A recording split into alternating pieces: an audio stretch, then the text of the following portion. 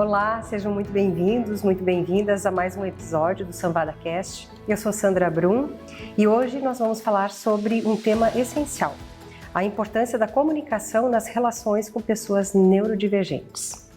E para esse papo, a nossa convidada muito especial de hoje é a Pamela Monali, advogada que atua pelos direitos de pessoas atípicas e que também é mãe atípica. A Pamela tem um trabalho lindo no Instagram, que é @PamelaMonali, _ pelos atípicos, né? Onde ela compartilha informações valiosas na área jurídica e a sua própria vivência, a sua experiência com a neurodivergência. Pamela, seja muito bem-vinda, é um prazer te receber aqui, a gente poder falar um pouquinho e entender mais essa realidade, né? Então, seja muito bem-vinda. Muito obrigada, agradeço demais o convite, fiquei muito feliz e espero que a gente possa contribuir para trazer informações e esse papo legal para que as pessoas possam também entender um pouco dessa realidade. Obrigada por isso.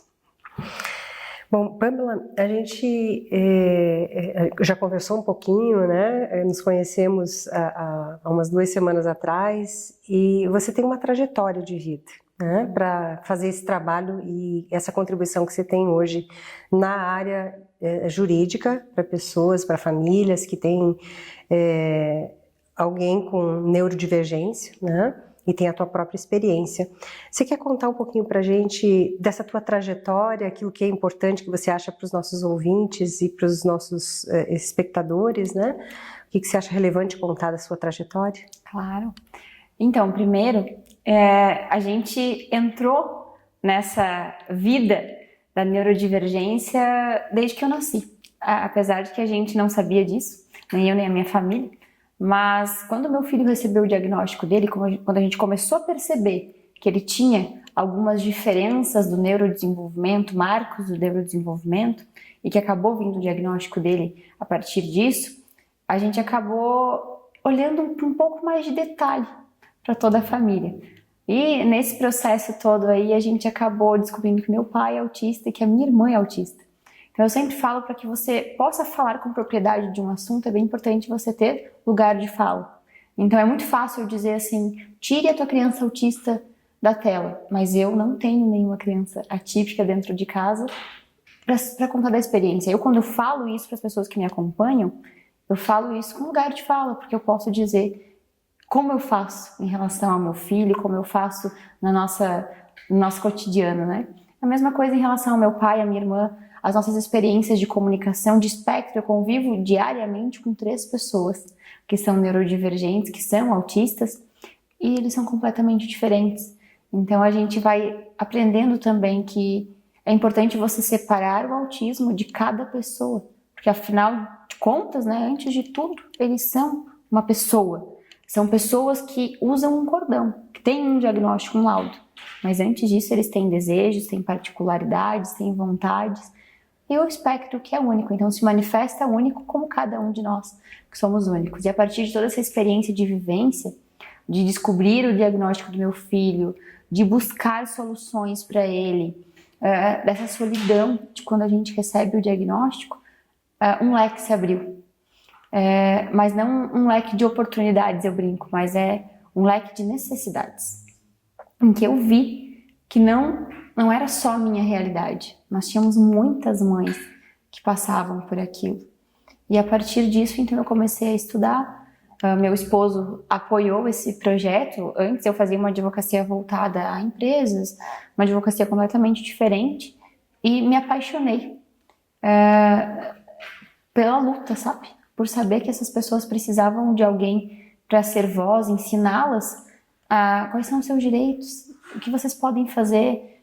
E a partir disso foi acontecendo naturalmente. Então começou remodelando a minha advocacia na prática, né?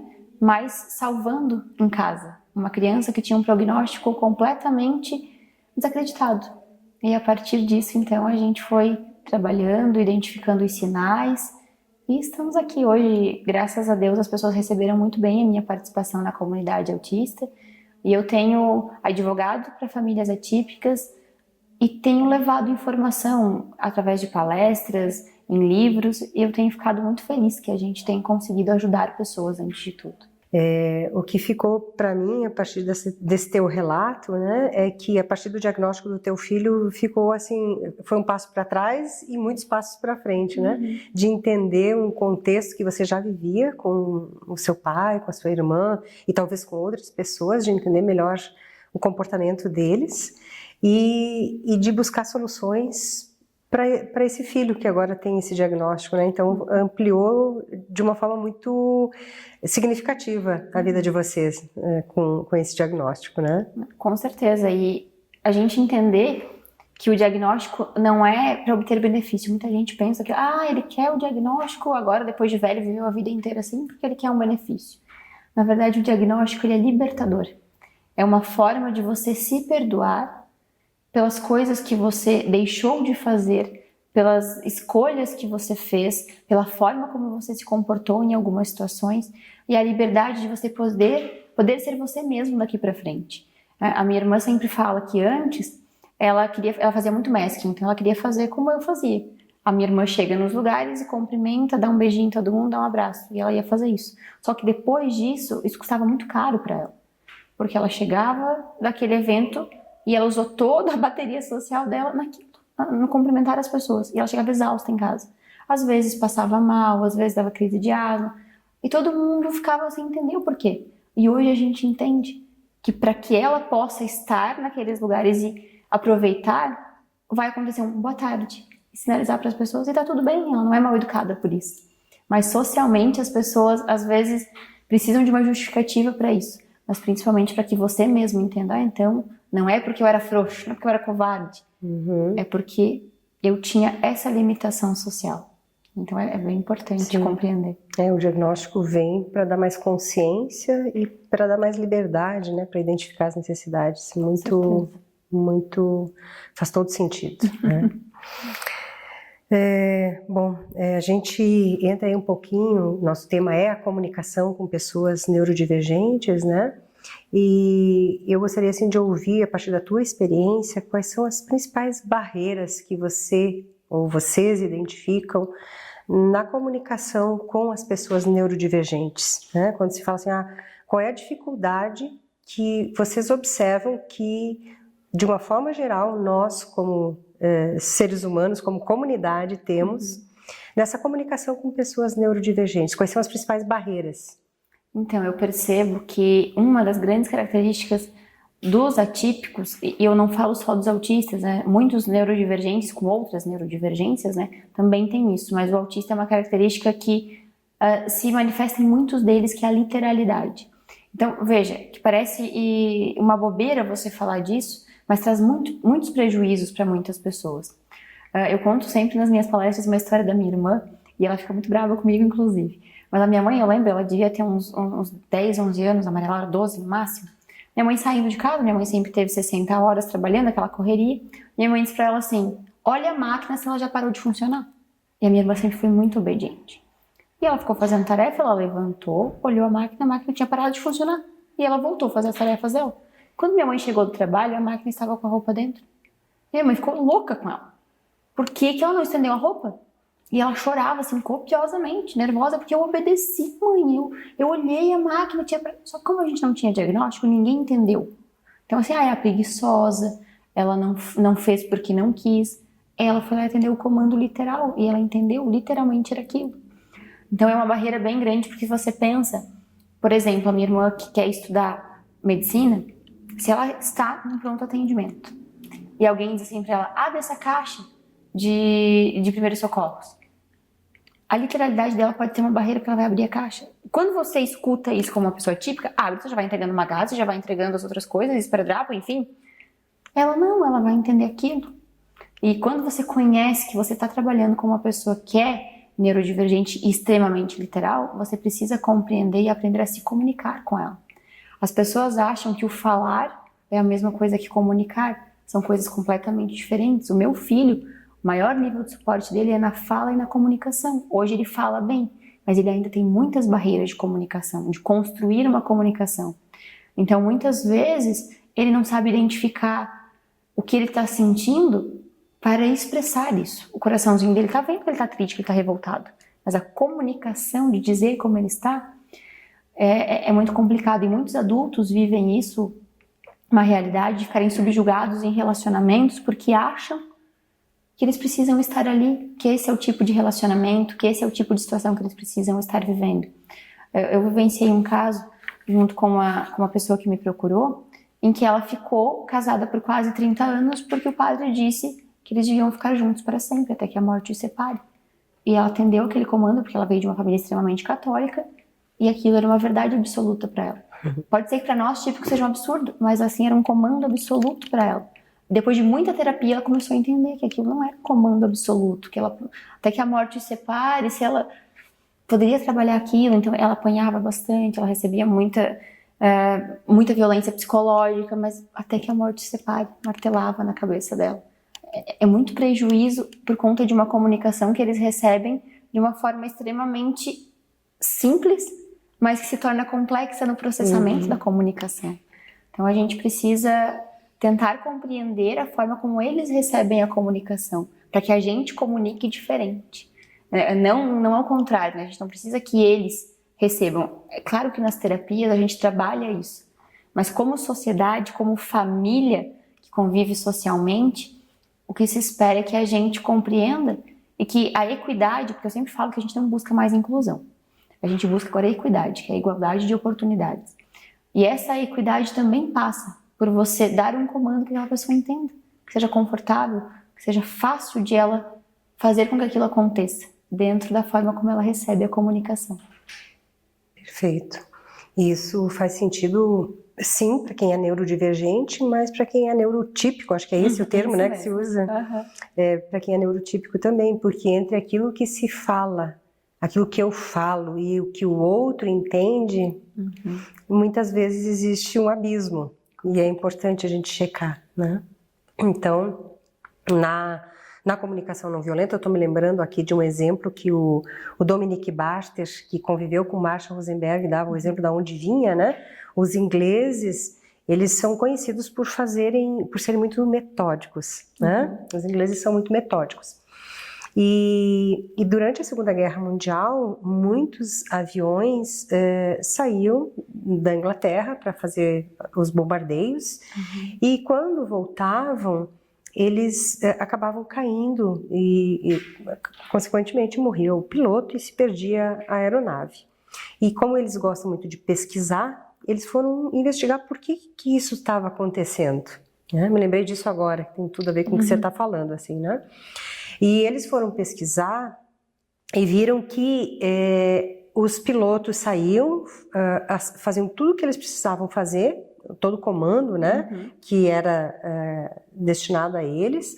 Quando eles estavam chegando de volta no aeroporto, eles abriam o telefone, o rádio, né, abriam o rádio para falar com a torre de comando.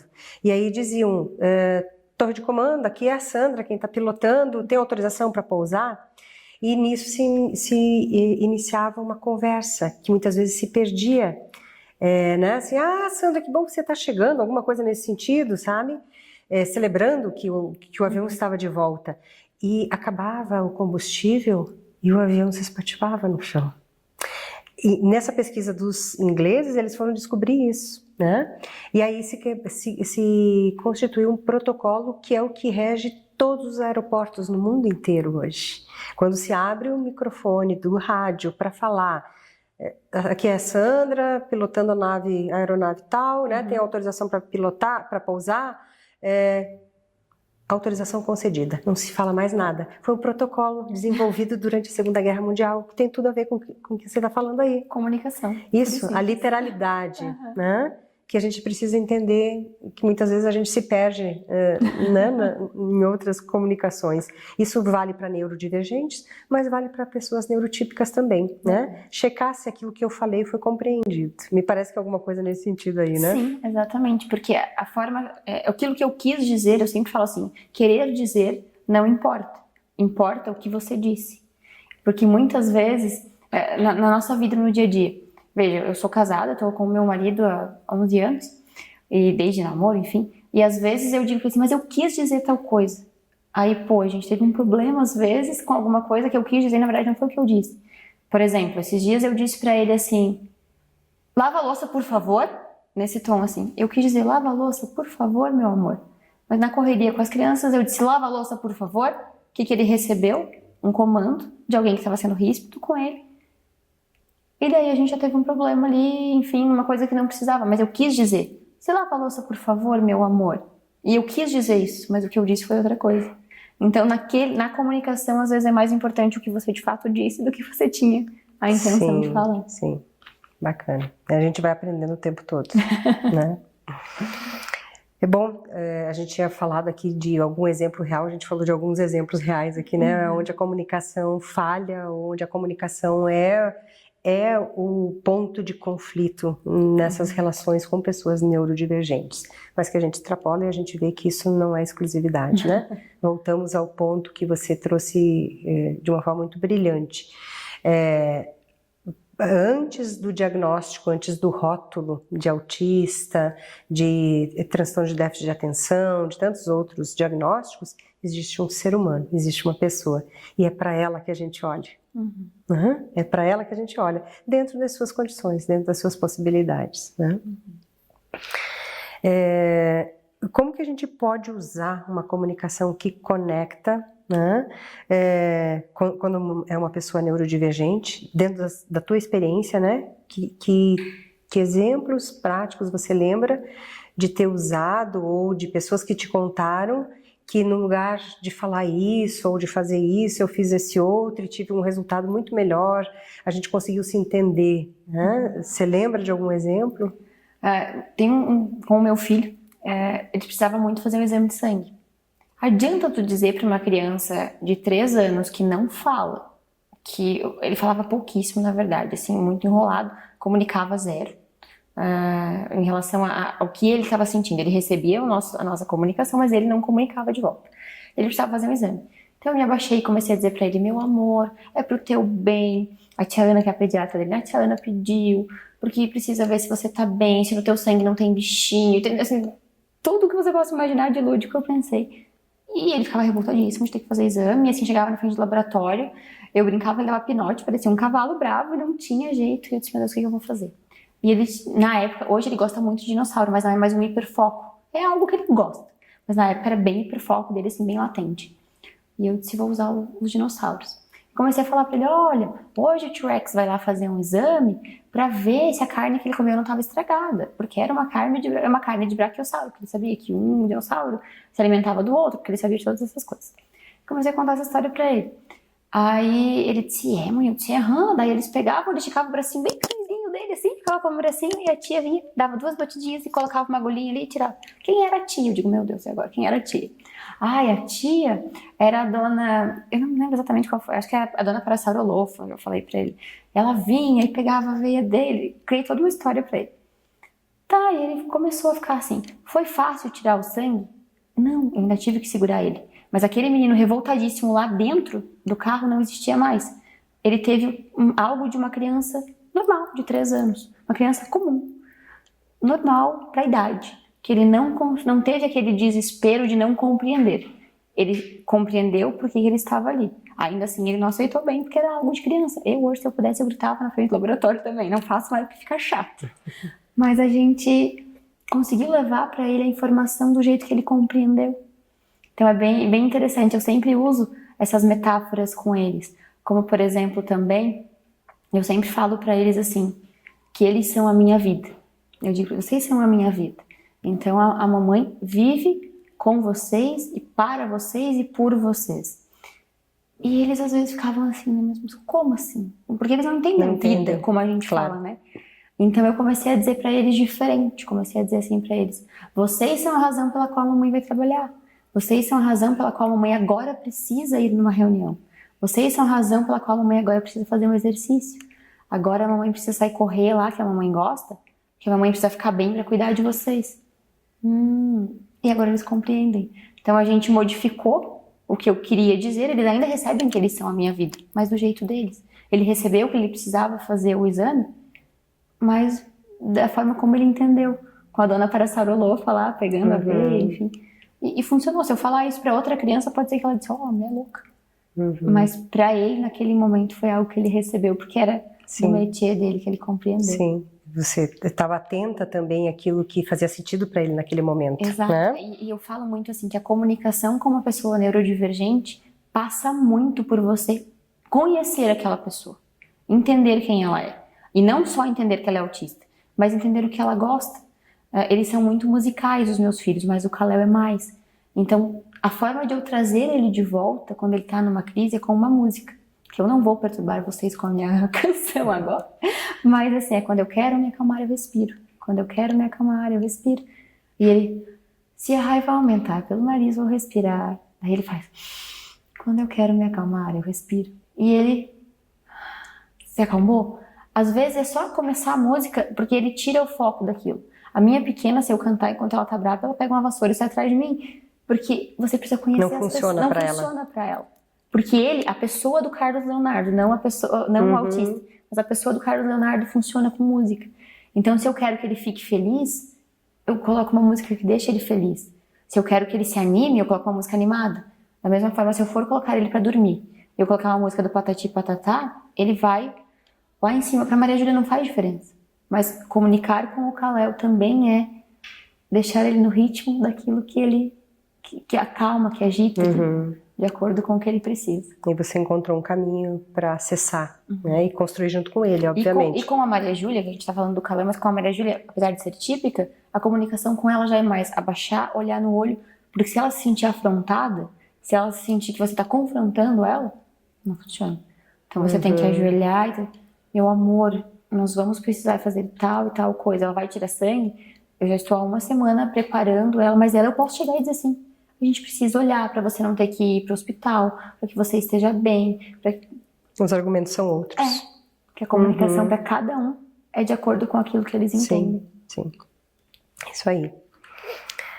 Bom, na sua atuação como advogada, agora a gente muda um pouquinho assim, né, desse ambiente familiar e do teu núcleo familiar, né, para a tua área de atuação como advogada que defende direitos de pessoas, de familiares que têm pessoas neurodivergentes, né? Como que você, como a falta da comunicação colaborativa pode gerar violações de direitos? E que direitos as famílias precisam conhecer urgentemente? Então, assim, o que você mais vê que se repete, né? Essa violação de direitos de pessoas que convivem, que precisam cuidar de pessoas neurodivergentes. Eu vou falar de duas situações que eu acho que exemplificam muito essa situação da falta de comunicação. Hoje em dia, nós até conversávamos antes de começarmos a gravação, que a gente tem o ChatGPT, as inteligências artificiais, e a gente coloca ali uma pergunta e ele te responde, né? Então, se você colocar assim, o autista tem direito à adaptação na escola, ele vai dizer sim, tem direito a suporte na escola. Mas ele não te diz além daquilo, porque ele não pensa, ele só te dá a resposta que você perguntou.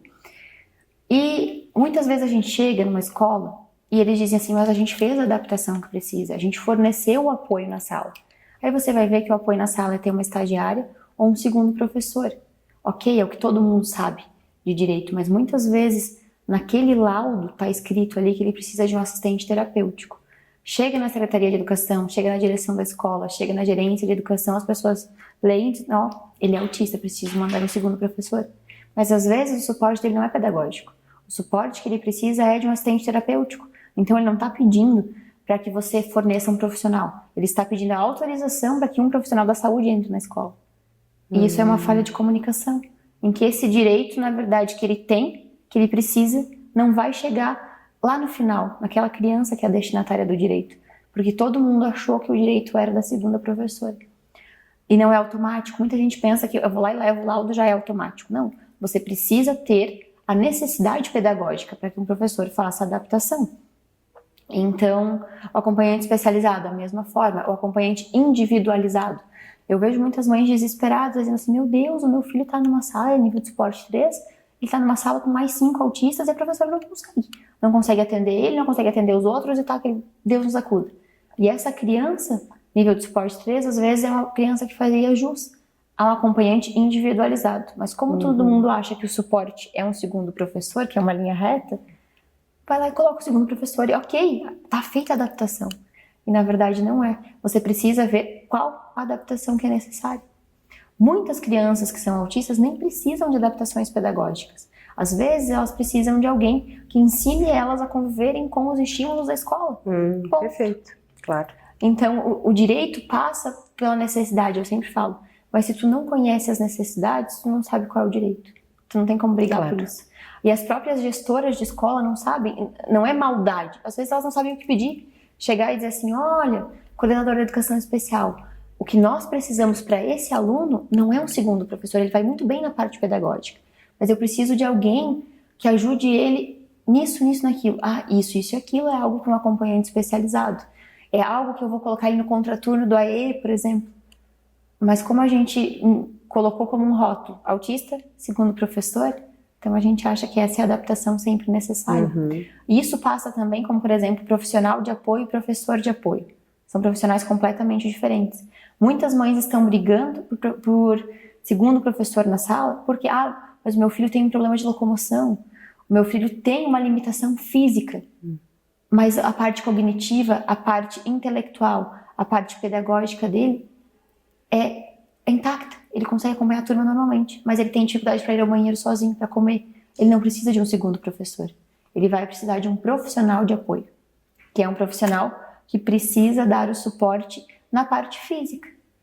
Eu conheço uma história, inclusive, de um profissional de apoio que levava o menino para jogar futebol com os amigos. Ele usava uma cadeira de rodas motorizada e tal, e esse professor empurrava ele na quadra e brincava, assim, que ele empurrava a bola e tal. Sensacional. E eu conversei com esse menino uma vez, e ele disse assim, era 7 de setembro, e o professor foi empurrando ele na cadeira de rodas, no 7 de setembro, desfilando com os amigos ali e tal. Ele conseguiu a cadeira motorizada, ele já estava, acho que lá na faculdade, então ali na escola, era empurrando a cadeira. Sim. E o professor empurrando ele no 7 de setembro, e ele, com aquela cara séria que a gente fica no 7 de setembro e tal, eu conversei com ele, e ele disse assim pra mim, cara, eu vou ganhar o ponto da marcha. E naquele momento eu fiquei assim, porque ele não queria, ele não estava preocupado com a adaptação. Ele estava preocupado como qualquer adolescente, que ele queria um ponto na média, porque marchou no 7 de setembro. Então ali tinha uma pessoa, mas para que aquilo pudesse acontecer, ele precisou adaptar. E ele precisou do profissional de apoio que estava com ele lá. Então essa comunicação de direitos passa de você entender a necessidade e quem pode solucionar essa necessidade.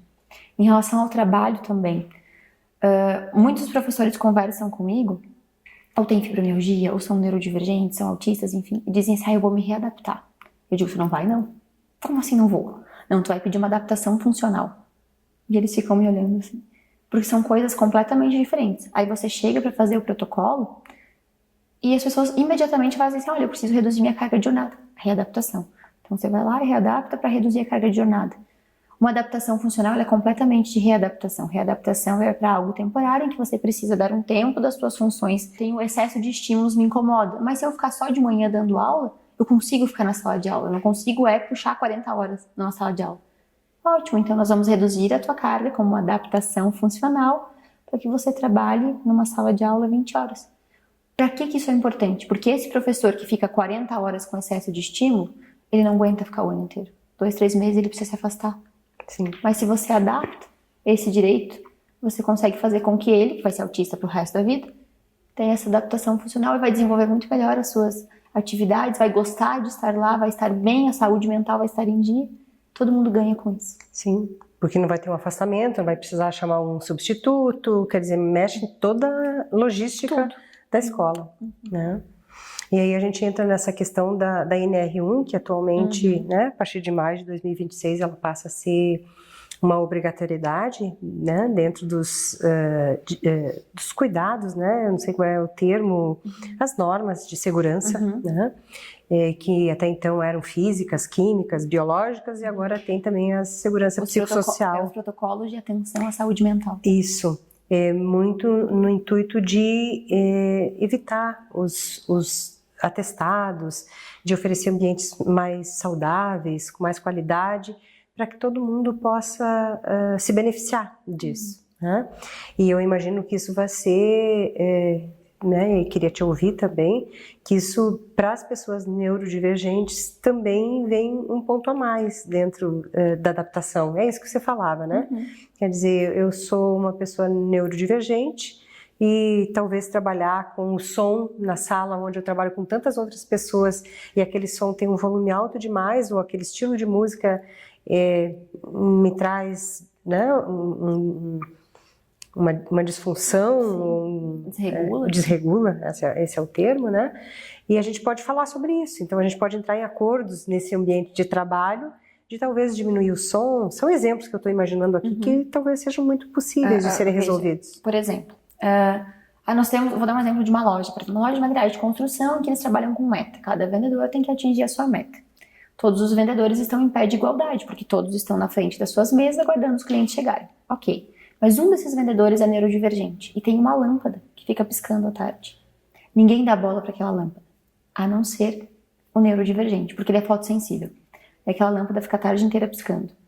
Ao invés de ele ver os clientes entrando, ele está tentando não se desregular porque a lâmpada está piscando. Ninguém viu aquela lâmpada, mas está ali piscando a tarde inteira. E ele começa a ficar exausto com aquilo, porque ele está o tempo todo assim. Eu não posso surtar. Eu não posso me desregular. Eu não posso desmaiar. Eu estou conseguindo respirar. Essa dor física vai passar. Isso vai passar. E aquela lâmpada piscando. Os outros vendedores, o cliente está chegando, ele tá lá. E esse vendedor não bateu a meta dele no mês, no segundo mês, no terceiro mês, no quarto mês. Mas as pessoas não estão preocupadas de por que ele está naquela situação, não está conseguindo bater a meta. Talvez ele não saiba disso também, porque talvez ele não se conheça profundamente, a ponto de dizer, gente, pelo amor de Deus, alguém troca uma lâmpada. A gente fala assim, é um absurdo, mas às vezes ele não sabe disso, porque ele não teve suporte para saber que ele é fotossensível a ponto de desregular ele. Ou não teve nem com quem conversar sobre isso, também, porque elaborar tudo sozinho é trabalho, né, a mais. E às vezes, assim, também tem medo de perder o emprego. Ele sabe que aquilo faz mal, mas ele pensa, se eu chegar e dizer que eu sou autista, se eu disser que eu sou autista, que eu preciso de uma adaptação de trocar uma lâmpada, a minha família não vai perder o ganha-pão, porque sou eu que sustento a minha família. Não posso. Então eu preciso suportar a lâmpada. Então veja que é um prejuízo dentro daquele ambiente para essa pessoa que para os outros não é nada, mas para ele desregula. E que poderia ser facilmente resolvido, trocando a lâmpada, observando a estrutura, mas que isso vai se tornar não só não bater a meta, vai se tornar uma pressão, porque ele é inferior aos outros, o medo de perder o emprego, a tensão, pode ser que vire chacota, porque no meio das pessoas às vezes tem as piadinhas, Sim. As pessoas começam, tudo isso afeta a saúde mental. Daqui a pouco esse funcionário não aguenta. Pode chegar ao extremo de ele querer atentar contra a própria vida. Pode ser que ele fique 1, 2 anos e nunca mais consiga entrar numa loja de materiais de construção e ele trabalhou a vida inteira como vendedor de material de construção. Parece ser um absurdo falar, mas é uma história que a gente escuta quase diariamente no escritório. De coisas que poderiam ser facilmente resolvidas e que agora que a gente tem uma luz de esperança em que a saúde mental vai ser importante, a gente pode começar a olhar para esses detalhes. Que as pessoas podem falar sem medo. Olha, não é um problema, tu não vai perder o emprego se você disser, olha, pelo amor de Deus, não troque essa lâmpada porque ela tá me deixando nervoso. E pode ser que esse cara poderia ser o melhor vendedor. Sim. Mas que aquela lâmpada... Então, quando eu falei de equidade no começo, é isso. É da igualdade de oportunidades para que todos os vendedores possam bater a meta. Mas esse vendedor não está em igualdade de oportunidade, Sim. porque ele está lutando contra ele mesmo. Sim, bacana. E assim a gente vai aprendendo, porque é muito novo isso, né? Apesar de a gente saber que saúde mental é a maior demanda atualmente, é o maior problema de saúde pública a nível mundial, né? A gente está aprendendo a como minimizar ou reverter isso. Tomara que a gente consiga reverter e oferecer ambientes mais seguros, não só no trabalho, nas famílias, publicamente, né? Que a gente possa construir ambientes mais seguros para a gente poder conviver. O que eu acho é que nós estamos preocupados com as pessoas que estão com a saúde mental debilitada. É isso. Então, se a pessoa está com depressão, uma pessoa que tem transtorno de ansiedade generalizado, a gente está preocupado com essas pessoas que têm algum problema de saúde mental. Mas evitar, já tem. Né? Mas o evitar essas situações é que a gente ainda não aprendeu. E agora a gente vê talvez uma possibilidade. Porque esse pai que passou o dia inteiro se regulando na loja, ele vai chegar em casa e vai ser agressivo, vai estar bravo, não vai conseguir trazer o dinheiro da meta para casa. Então é um efeito cascata. Perfeito. É olhar para a prevenção. Bom, pessoas neurodivergentes também podem aprender a usar uma comunicação clara, né? Então, eles também precisam aprender a se comunicarem de uma maneira mais clara, né? Onde eles possam deixar mais claro as suas necessidades. E como que a gente pode facilitar, ou para quem de repente está nos ouvindo, que é neurodivergente, que maneiras se desenvolve essa comunicação mais clara? A gente sabe que é pelo próprio processo de autoconhecimento de si mesmo, né? Mas se tu tem alguma dica... Olha que interessante, algo que eu aplico com o meu filho. O meu filho, às vezes, a gente tava chorando e ele ficava assim, você tá chorando? Ele tá chorando. Mas ele não conseguia entender que o choro decorre de tristeza ou de muita alegria. Então ele não conseguia compreender o contexto. Então ele ficava assim pra gente, sabe? O que tá acontecendo? E a gente começou a treinar com ele a identificação das emoções, através do emocionário, um livrinho que tem com o emocionário. Aí tem as carinhas tristes, felizes. Parece uma coisa boba, mas que ele não conseguia identificar. Então hoje a gente ensina ele assim, filho, você precisa dizer pra mamãe o que você tá sentindo. Se você tá chorando porque você tá emocionado, se você tá triste, se é saudade, para que a mamãe possa saber como resolver o teu problema. Então a gente tem trabalhado em ele descobrir o gatilho daquele choro, porque o choro pode vir por muitas coisas. Então, é comunicar. Eu sempre falo para as pessoas que me perguntam, principalmente a minha irmã tem 16 anos, eu sempre digo assim, você precisa saber o que está por trás daquilo que você quer falar. Porque a gente não consegue falar de uma necessidade sem saber que ela existe. Então, assim, muitas pessoas neurodivergentes estão tendo transtorno de ansiedade generalizado. Tá, então vamos medicar essa pessoa, vamos colocar ela na terapia. Mas às vezes não dizem assim, mas por que você está ansioso? Por que eu tô ficando ansioso? Ah, porque eu não bati a meta. Por que você não bateu a meta? Eu não bati a meta porque eu não consigo ver os clientes entrando, não consigo prestar atenção. Mas tem alguma coisa te distraindo? É a música? Ah, é a lâmpada. Então é um processo de você ir tijolinho por tijolinho, tirando camada por camada, até você...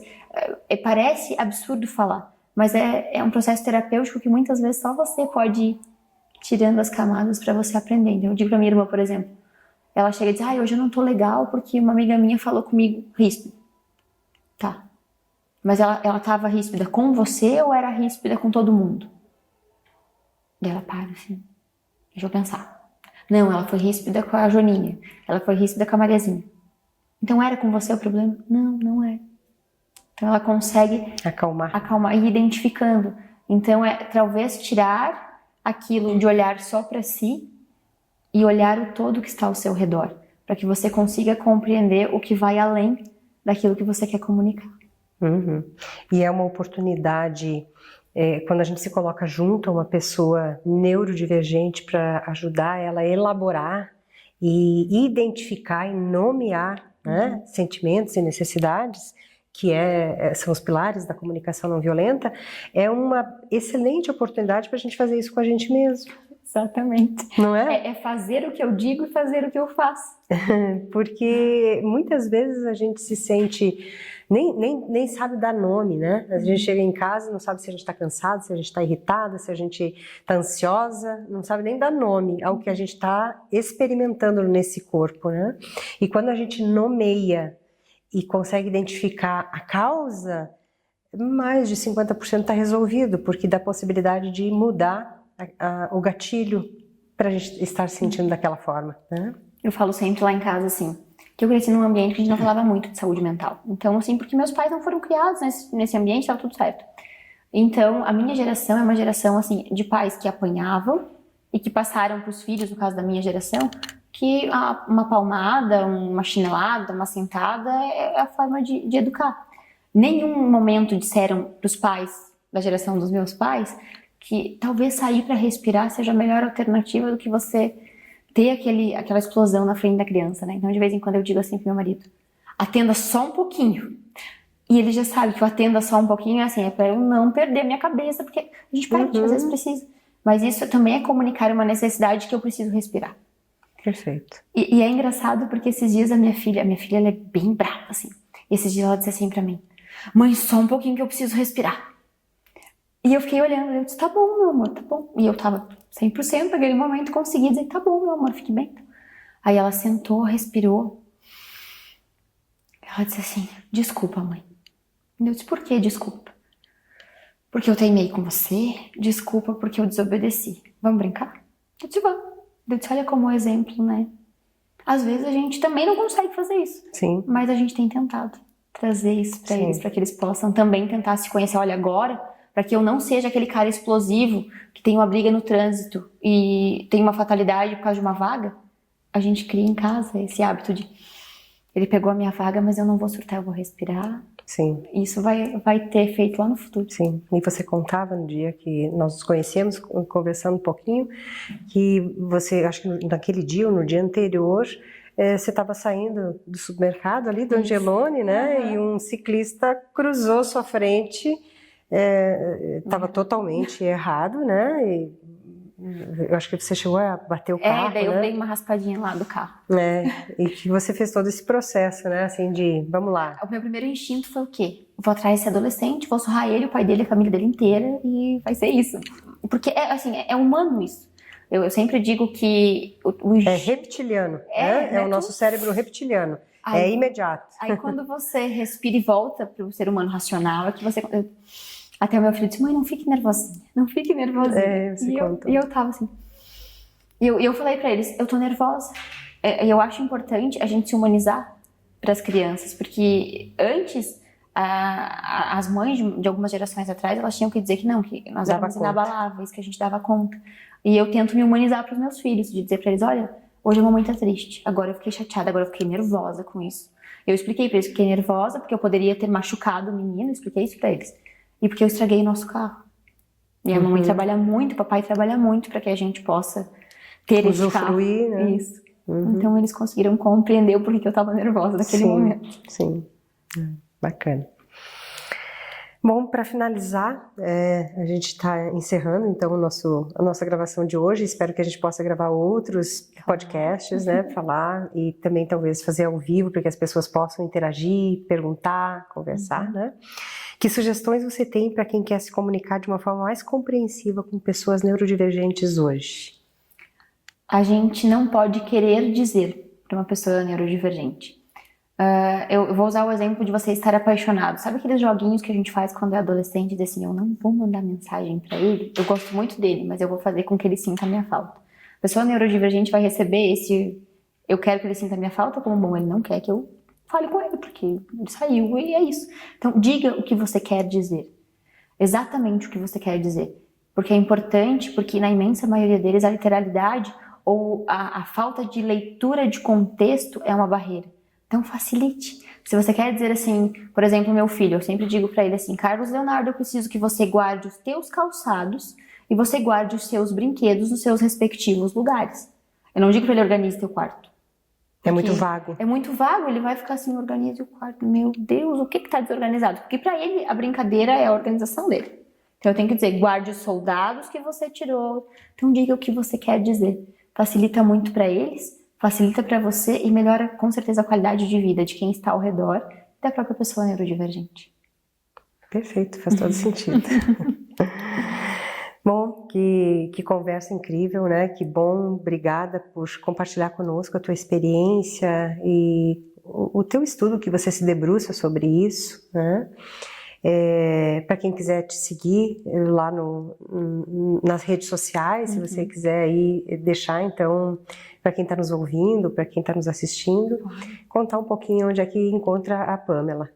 Então, vocês podem me acompanhar nas redes sociais, é Pamela Monali, _ pelos atípicos. Lá vocês vão acompanhar todos os meus projetos, algumas palestras que eu faço em empresas, escolas, em parcerias públicas e privadas, né?